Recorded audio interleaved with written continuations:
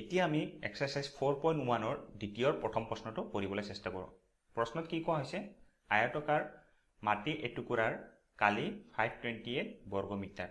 মাটি টুকুৰাৰ দিশ ইয়াৰ পথালিৰ দুগুণতকৈ 1 মিটাৰ বেছি। আমি মাটি টুকুৰাৰ দিশ আৰু প্ৰস্থ উলিয়াব লাগে। আমাক প্ৰশ্নটোত দিশ আৰু প্ৰস্থ উলিয়াব দিছে।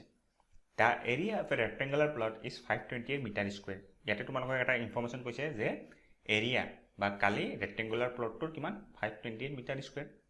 দ্বিতীয় কি কোৱা হৈছে? The length of the plot is 1 more than twice its breadth। তাৰমানে কি কৈছে? লেংথ বা দিশটো কিহতকৈ ডাঙৰ? 1 মিটাৰ কিহতকৈ ডাঙৰ? 2 গুণ, মানে ব্ৰেথৰ 2 গুণ। is 1 more than twice its breadth। We need to find the length and breadth of the plot। এতিয়া চাবা, আমি প্ৰশ্নটো কৰাৰ আগতে আমি ৰেক্টেংগল কি হয় অলপ আলোচনা কৰোঁ। ৰেক্টেংগলত সদায় 4ডাল বাহু থাকে, য'ত বিপৰীত বাহু দুডাল সদায় একে সমান থাকে। ইয়াতে যদি তোমালোকে মন কৰা তেতিয়া দেখিবা যে সেউজীয়া বাহু দুডাল একে সমান আৰু আমি দিশ বা লেংথ বুলি কওঁ। চমুকৈ আমি এল বুলি ধৰি দিছোঁ। তেনেকৈ হালধীয়া বাহু দুডালক আমি প্ৰস্থ বুলি কওঁ আৰু একে সমান হয়। আৰু আমি ইংলিছত কি কওঁ? ব্ৰেথ বুলি কওঁ আৰু চমুকৈ আমি বি ধৰি লওঁ। এতিয়া ৰেক্টেংগুলাৰ তোমালোকে কালি বা এৰিয়াও আগতে পাইছিলা। কালিৰ ফৰ্মুলা বা সূত্ৰ কি আছিলে? লেংথ ইনটু ব্ৰেথ বা দিশ ইনটু প্ৰস্থ আছিলে। আৰু চমুকৈ এৰিয়া ইকুৱেল টু আমি কি ক'ম? L into B. এতিয়া প্ৰথম প্ৰশ্নতে আমাক কোৱা হৈছিলে যে এৰিয়া বা কালি কি দিয়া আছিলে? এল ইনটু বি দিয়া আছিলে। এতিয়া এল ইনটু বি আমি কি পাইছোঁ প্ৰশ্নত? 528 মিটাৰ স্কুৱেৰ। ছেকেণ্ড আমাক কি কোৱা হৈছে?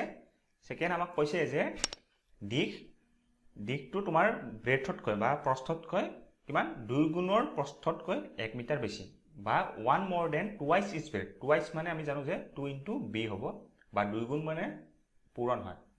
এতিয়া আমি প্ৰশ্নটো কৰিবলৈ চেষ্টা কৰোঁ।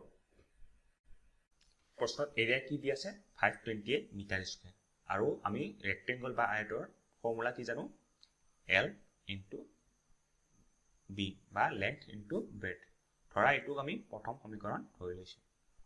ধৰি ল'লে দ্বিতীয় ইনফৰমেশ্যন আমাক কি কোৱা হৈছে? যে দিশ ইয়াৰ পথালিৰ দুগুণতকৈ 1 বেছি, বা length of the plot is 1 more than twice its breadth। এতিয়া মন কৰা টুৱাইচ আৰু দুগুণ, দুগুণতকৈ মানে দুগুণ বুজিলে আমি জানো যে ইনটু হ'ব। লেংথ কি কোৱা হৈছে? পথালিতকৈ দুগুণ বা ব্ৰেথতকৈ টুৱাইচ, 2 ইনটু বি লিখিম। আৰু 1 more বা 1 বেছি বুলি ক'লে আমি +1 লিখিম। এইটো এটা দ্বিতীয় সমীকৰণ হ'ব। হ'লে আমি দ্বিতীয় সমীকৰণৰ পৰা এলৰ মান যদি প্ৰথম সমীকৰণৰ এলৰ জেগাত বহাই দিওঁ, তেতিয়া এটা আমি দ্বিঘাত সমীকৰণ পাম। সমীকৰণটো হৈছে, আৰু ধৰা এৰ মান আমি 528 বহাম, ইকুৱেল টু এলৰ জেগাত আমি কি বহাম? 2b + 1 into B. হ'লে এতিয়া যদি আমি সৰল কৰি দিওঁ, তেতিয়া আমি এটা দ্বিঘাত সমীকৰণ পাম।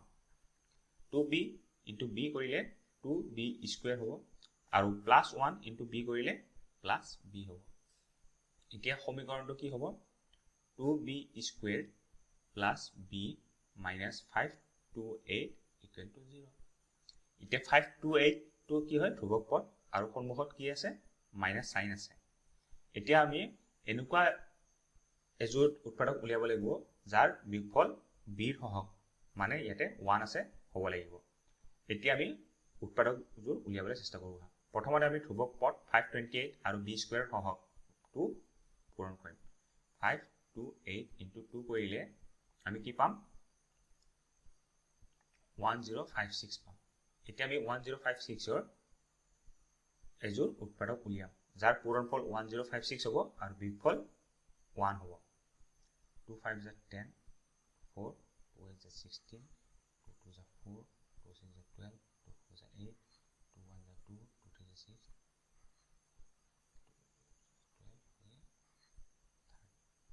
2 into 33।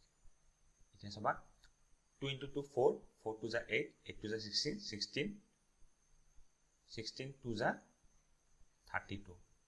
এতিয়া আমি যদি 33 into 32 কৰোঁ, তেতিয়া আমি পাম যে 1056, আৰু 33 মাইনাছ 32 কৰিলে আমি 1 পাওঁ।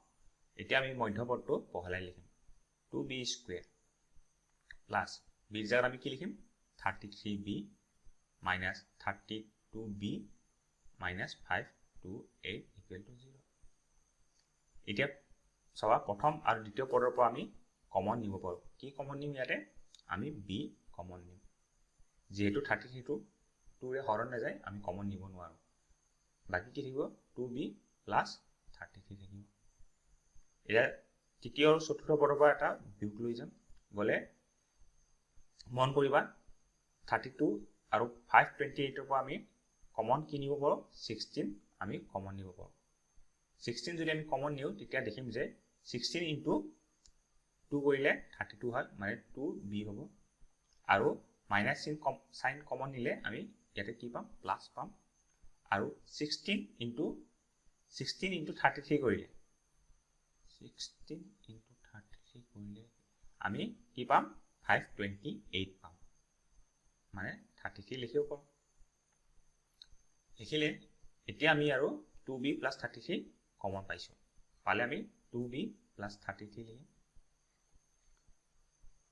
আৰু b minus 16 পাইছো equal to 0 এতিয়া মন কৰিবা 2b plus 33 equal to 0 আৰু b minus 16 equal to 0 হলে আমি কি লিখিম প্ৰথমৰ পৰা b মান আমি minus 33 by 2 পাম আৰু দ্বিতীয় পৰা আমি b equal to 16 পাম যেহেতু এটো এটা দ্বিঘাত সমীকৰণ আমি b ৰ মান দুটা পাম বা মূল এজুত পাম 16 আৰু -33 by 2 কিন্তু b বা ব্ৰেথ বা প্ৰস্থৰ মান কেতিয়াও নেগেটিভত হ'ব নোৱাৰে কিয় তোমালোকৰ কেতিয়াও দৈৰ্ঘ্য নেগেটিভত হ'ব নোৱাৰে এই কাৰণে আমি b ৰ মান এটা আমি 16 লব লাগিব এতিয়া আমাক কি কৈছে লেংথ বা দিশ উলিয়াব লাগিব দিশ আমি কৰ পৰা উলাব পাৰিম দ্বিতীয় সমীকৰণটোৰ পৰা উলাব পাৰিম দ্বিতীয় সমীকৰণত কি দিয়া আছে